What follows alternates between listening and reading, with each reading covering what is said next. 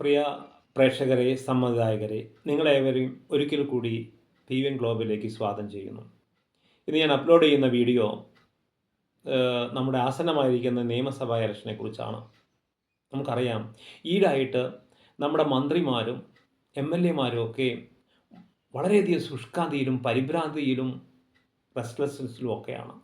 അവരിങ്ങോട്ട് ഓടുന്നു, അങ്ങോട്ട് ഓടുന്നു, പലവിധ യാത്രകൾ സംഘടിപ്പിക്കുന്നു, പലവിധ ആൾക്കാരെ വിളിച്ച് പലവിധ കാര്യങ്ങൾ ചർച്ച ചെയ്യപ്പെടുന്നു. പിന്നെ വിഷ്വൽ മീഡിയയിലൂടെ, TV ചാനലിലൂടെ തകൃതിയായ അടുപ്പുട്ടി ചർച്ചകളും ഒക്കെ നടന്നുകൊണ്ടിരിക്കുകയാണ്. അല്ലേ, ഈ 12-ാം മണിക്കൂറിലെ നെട്ടോട്ടം. എനിക്ക് ചോദിക്കാനുള്ളത്, നമ്മളൊരു ഉത്തമ പൗരനെന്ന രീതിയിൽ നമ്മൾ നമ്മുടെ വോട്ടവകാശം ആർക്കാണ് ഉപയോഗിക്കേണ്ടത് എന്ന്. ഇവിടെ പ്രേക്ഷകരെ, നമ്മൾ ചിന്തിക്കേണ്ട ഒരു കാര്യം, ഈ വേളയിൽ ഞാൻ ഓർത്തു പോകുന്ന അബ്രഹാം ലിങ്കൻ എന്ന മുൻ അമേരിക്കൻ പ്രസിഡന്റ് എഴുതിയ നൈസ് സിറ്റിസൺ എന്ന് പറഞ്ഞൊരു ഉത്തമ കവിതയെക്കുറിച്ചാണ്. ആ കവിതയിൽ അബ്രഹാം ലിങ്കൻ തൻ്റെ മോൻ്റെ ക്ലാസ് ടീച്ചറോട് തൻ്റെ മോനെ ഒരു ഉത്തമ പൗരനാക്കി വാർത്തെടുക്കുന്നതിൽ ചെയ്യേണ്ടതായ കാര്യങ്ങളെക്കുറിച്ചാണ് ഉദ്ബോധിപ്പിക്കുന്നത്. ഇവിടെയും എനിക്കതാണ് പറയുന്നത്, നമ്മളൊരു ഉത്തമ പൗരനാണെങ്കിൽ ആർക്കാണ് നമ്മുടെ വോട്ടവകാശം വിനിയോഗിക്കേണ്ടത്? ഇവിടെ ലെഫ്റ്റ് എന്നോ റൈറ്റ് എന്നോ മുകളെന്നോ താഴെയെന്നോ ജാതിമത സ്പർദ്ധകളൊക്കെ മാറ്റിവെച്ച് നമ്മളൊരു ഉത്തമ സിറ്റിസൺ എന്ന രീതിയിൽ നമ്മുടെ വോട്ടവകാശം നമ്മൾ ആർക്കാണ് ഉപയോഗിക്കേണ്ടത് എന്നാണ്. ഇനി ആരെയാണ് നമ്മൾ തിരഞ്ഞെടുക്കേണ്ടത്? കഴിഞ്ഞ 5 വർഷ കാലയളവിൽ നമ്മുടെ സ്റ്റേറ്റിൽ ആരൊക്കെയാണ് ഏറ്റവും സർവശ്രേഷ്ഠമായ ഭരണം കാഴ്ചവെച്ചത്? ഇനി ഈ നിയമസഭ ഇലക്ഷനാകുന്ന തൃശ്ശൂർ പൂരത്തിൽ അണിനിരന്നിരിക്കുന്ന ഗജവീരന്മാർ, അവർക്ക് ആർക്കൊക്കെയാണ് നമ്മൾ നെറ്റിപ്പട്ടം ചാർത്തേണ്ടത്? ആർക്കൊക്കെയാണ് നമ്മൾ മുത്തുക്കുട ചൂടേണ്ടത്? ചിന്തനീയമാണ് അല്ലേ?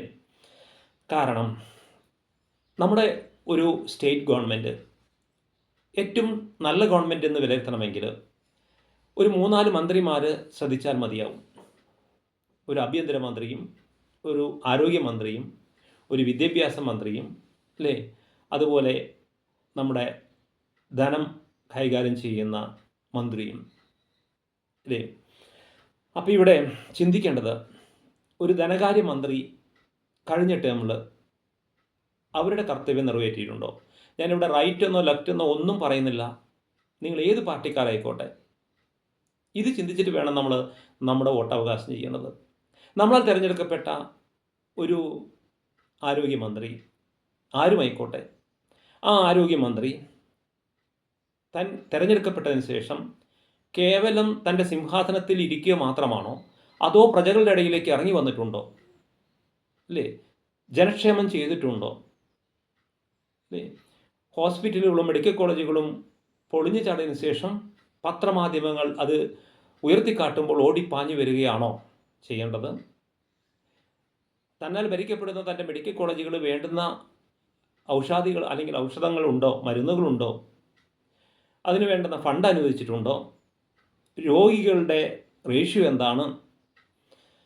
ഏതൊക്കെ തരത്തിൽപ്പെട്ട രോഗമാണ് നമ്മുടെ സ്റ്റേറ്റിലുള്ളത്? ഇതിനൊക്കെ വിലയിരുത്തുന്നതിന് വേണ്ടി ഒരു 3 മാസം കൂടുമ്പോഴെങ്കിലും, പോട്ടെ 6 മാസത്തിലൊരിക്കലെങ്കിലും പ്രധാനപ്പെട്ട മെഡിക്കൽ സ്ഥാപനങ്ങളിലൊക്കെ ഒരു വിസിറ്റിംഗ് നടത്തിയിട്ടുണ്ടോ? അല്ലെങ്കിൽ ഒരു വിസിറ്റിംഗ് നടത്തുക എന്നുള്ളതാണ് ഒരു ആരോഗ്യമന്ത്രിയുടെ കർത്തവ്യം എന്നാണ് ഞാൻ ചിന്തിക്കുന്നത്. കാരണം ഭരണകാര്യങ്ങളൊക്കെ നോക്കാൻ നമുക്ക് നമ്മുടെ അതിമിടുക്കന്മാരായ IAS ഉദ്യോഗസ്ഥന്മാരുണ്ട്, സെക്രട്ടറിമാർ. ഒരു മന്ത്രിയുടെ ഏറ്റവും പ്രധാനപ്പെട്ട ജോലി എന്ന് ഞാൻ മനസ്സിലാക്കി വെച്ചത്, നമ്മുടെ പ്രജകളുടെ ഇറങ്ങി വന്ന് അവരുടേതായ കാര്യങ്ങൾ നിർവഹിക്കുന്നതിൽ വല്ല ഡ്രോബാക്കുകൾ വന്നിട്ടുണ്ടെങ്കിൽ അത് ഭരണ ഡിപ്പാർട്ട്മെൻറ്റിനെ അറിയിക്കുക എന്നുള്ളതാണ്. അതിന് വേണ്ടുന്ന പരിഹാര കാര്യങ്ങൾ ചെയ്യുക എന്നുള്ളതാണ്. അങ്ങനെയുള്ള ശുഷ്കാന്തിയുള്ള നമ്മുടെ പ്രജകൾക്ക് ആരോഗ്യമുണ്ടോ? അവർക്ക് ന്യൂട്രീഷ്യസ് ഫുഡുണ്ടോ? അവർക്ക് വേണ്ടുന്ന ഭക്ഷണങ്ങൾ ലഭിക്കുന്നുണ്ടോ? ഇതൊക്കെയാണ് നമ്മൾ വിലയിരുത്തേണ്ടത്. അതുപോലെ തന്നെ ഒരു വിദ്യാഭ്യാസ മന്ത്രി വിചാരിച്ചാലും, ഒരു ആരോഗ്യമന്ത്രി വിചാരിച്ചാലും, ഒരു വിദ്യാഭ്യാസ മന്ത്രി ആരുമായിക്കോട്ടെ, അദ്ദേഹം തൻ്റെ സിംഹാസനത്തിൽ ഏറിയതിനു ശേഷം ഉന്നത വിദ്യാഭ്യാസ സ്ഥാപനങ്ങളിലും ഏറ്റവും അടിത്തട്ടിലുള്ളതായ അംഗനവാടികൾ വരെയുള്ള സ്ഥാപനങ്ങളിൽ ഇതുപോലെ ഒരു വിസിറ്റിംഗ് നടത്തുന്നുണ്ട് എന്ന് പറഞ്ഞാൽ മതി. അത് പറഞ്ഞാൽ അല്ലെങ്കിൽ അത് ചെയ്യുകയാണെങ്കിൽ അവിടെയുള്ള ഉദ്യോഗസ്ഥന്മാരൊക്കെ വളരെ എൻലൈറ്റൻഡ് ആവും, എനർജറ്റിക് ആവും. അവരവരുടെ കർത്തവ്യം യഥാവിധി നടത്തുമെന്നാണ് എനിക്ക് തോന്നുന്നത്. അപ്പോൾ ഒരു 6 മാസത്തിലെങ്കിലും കേവലം ഒരു കോഴ്സ് ഉദ്ഘാടനത്തിനെയോ ഒരു യുവജനമേള ഉദ്ഘാടനത്തിനെയോ കാത്തിരിക്കാതെ ഒരു 6 മാസ ടേമിലിടയിലെങ്കിലും നമ്മുടെ വിദ്യാഭ്യാസ മന്ത്രി, ഇനി നമ്മളാൽ എടുക്കപ്പെടാൻ പോകുന്ന മന്ത്രിയെയെങ്കിലും ഇങ്ങനെയുള്ള ഒരു വിസിറ്റിങ്ങിന് തയ്യാറുണ്ടോ അവർ? ചിന്തനീയമാണ് അല്ലേ? പിന്നെ നമ്മുടെ ആഭ്യന്തരമന്ത്രി നമ്മുടെ പ്രജകൾക്ക് വേണ്ടുന്നതായ സംരക്ഷണം നിയമപരമായിട്ട് നൽകുന്നതിൽ പോലീസും ഉന്നത ഉദ്യോഗസ്ഥന്മാരും വേണ്ടുന്നതായ ശ്രദ്ധാകാര്യങ്ങളെ ചെലുത്തിയിട്ടുണ്ടോ? നമുക്ക് വേണ്ടുന്ന പ്രൊട്ടക്ഷൻ ലഭിക്കുന്നുണ്ടോ? ഇതൊക്കെ ഒരു ആഭ്യന്തര വകുപ്പിൻ്റെ ഉത്തരവാദിത്തമാണെന്ന് എനിക്ക് തോന്നുന്നു. അതുപോലെ ഏറ്റവും പ്രധാനം അർഹിക്കുന്ന ഒന്നാണ് നമ്മുടെ ധനകാര്യ മന്ത്രി. ധനകാര്യം എന്ന് പറയുന്നതാണ് backbone of our state എന്ന് പറയുന്നത് തന്നെ. നമ്മുടെ സ്റ്റേറ്റിൻ്റെ ട്രഷറികളിൽ, നിധി സൂക്ഷിപ്പ് പുരയിൽ വേണ്ടത്ര ക്യാഷ് ഫ്ലോ വന്നിട്ടുണ്ടോ? കിട്ടാവുന്ന നികുതികളൊക്കെ പരമാവധി പിരിച്ചെടുത്ത് നമ്മുടെ ട്രഷറി നിറച്ചിട്ടുണ്ടോ? നിധി നിറഞ്ഞിട്ടുണ്ടോ? ധനാഗമനം ശ്രദ്ധിച്ചിട്ടുണ്ടോ? കിട്ടാവുന്ന രീതിയിലെല്ലാം ധനാഗമനം നടത്തണം. അല്ലാതെ മറ്റ് രാജ്യങ്ങളിൽ നിന്നോ മറ്റ് സ്റ്റേറ്റുകളിൽ നിന്നോ മറ്റ് കേന്ദ്രങ്ങളിൽ നിന്നോ കടം വാങ്ങുക എന്നുള്ളതിൽ മാത്രം ശ്രദ്ധ ചെലുത്താതെ നമ്മുടെ രാജ്യത്തിലെ അല്ലെങ്കിൽ നമ്മുടെ സ്ഥലത്തിലെ സ്ഥാപനങ്ങൾ വഴി പ്രൊഡക്ഷൻ കൂട്ടാൻ ശ്രമിച്ചിട്ടുണ്ടോ? ഏതൊക്കെ വ്യവസായങ്ങളാണ് നമ്മൾ തുടങ്ങേണ്ടത്? അതിന് എന്തൊക്കെ സാമ്പത്തിക സഹായങ്ങളാണ് നമ്മൾ തുടങ്ങേണ്ടത്? ഏതൊക്കെ കൃഷി രീതികളാണ് നമ്മൾ പരിപോഷിപ്പിക്കപ്പെടേണ്ടത്? ഇതെല്ലാം നമ്മൾ ഒരിക്കലെങ്കിലും ചിന്തിച്ചിട്ടുണ്ടോ? അങ്ങനെ ധനാഗമന അത് നമ്മൾ വളർത്തിയിട്ടുണ്ടോ? അങ്ങനെ ലഭിക്കുന്ന കുമിഞ്ഞു കൂടുന്ന നമ്മളെ ഈ ധനസംഭരണിയിൽ നിന്ന് വേണ്ട വിധം ക്ഷേമ പ്രവർത്തനങ്ങൾക്ക് ചിലവുകൾ വഹിച്ചിട്ടുണ്ടോ? മധ്യവർത്തികളിലേക്ക് കയ്യിലേക്ക് അനധികൃതമായി ധനം ഒഴുകുന്നതിന് പകരം പാവപ്പെട്ട കർഷകരുടെയും ജനങ്ങളുടെയും കയ്യിലേക്ക് അവർക്ക് വേണ്ടുന്നതായ ക്ഷേമ പെൻഷനുകൾ ലഭിക്കുന്നുണ്ടോ? കേവലം ഔദ്യോഗിക വൃന്ദത്തിലെ ശമ്പള കുടിശ്ശികൾ മാത്രം ശ്രദ്ധിക്കാതെ പാവപ്പെട്ടവർക്ക് റേഷൻ ലഭിക്കുന്നുണ്ടോ? അവർക്ക് വേണ്ടുന്നതായ സാമ്പത്തിക സഹായം ലഭിക്കുന്നുണ്ടോ? ഇതൊക്കെ ക്യാഷ് ഇൻഫ്ലോ സ്റ്റേറ്റ്മെൻറ്റും ക്യാഷ് ഔട്ട്ഫ്ലോ സ്റ്റേറ്റ്മെൻറ്റും വ്യക്തമായി നിർവചിക്കുകയാണെങ്കിൽ നമുക്കൊരിക്കലും മറ്റൊരു സ്രോതസ്സിനെ തേടി പോകേണ്ടി വരില്ല എന്നാണ് എൻ്റെ നിഗമനം. അതുപോലെ തന്നെ അപ്പോൾ ഒരു ഉത്തമ ആഭ്യന്തരമന്ത്രിയും ഒരു ഉത്തമ വിദ്യാഭ്യാസ മന്ത്രിയും ഒരു ഉത്തമ ആരോഗ്യമന്ത്രിയും മറ്റ് ഡിപ്പാർട്ട്മെൻറ്റുകളൊക്കെ എന്തോ ആട്ടെ നല്ല കഴിവുറ്റവരാൽ അല്ലെങ്കിൽ ഭരിക്കപ്പെടുന്ന ഒരു സംവിധാനമാണ് മൈ ഡിയർ സംവിധായകരെ നമ്മൾ തിരഞ്ഞെടുക്കപ്പെടേണ്ടത്. ഇവിടെ മുൻകാലങ്ങൾ എന്തോ ആട്ടെ പൂർവ്വജാതകം വായിക്കാൻ പോകുന്നതിന് പകരം ഇനിയെങ്കിലും നമ്മളാൽ തിരഞ്ഞെടുക്കപ്പെടുന്നവർ അങ്ങനത്തെ ഒരു വ്യക്തിത്വത്തെയാണോ നമ്മൾ തിരഞ്ഞെടുക്കുന്നത്?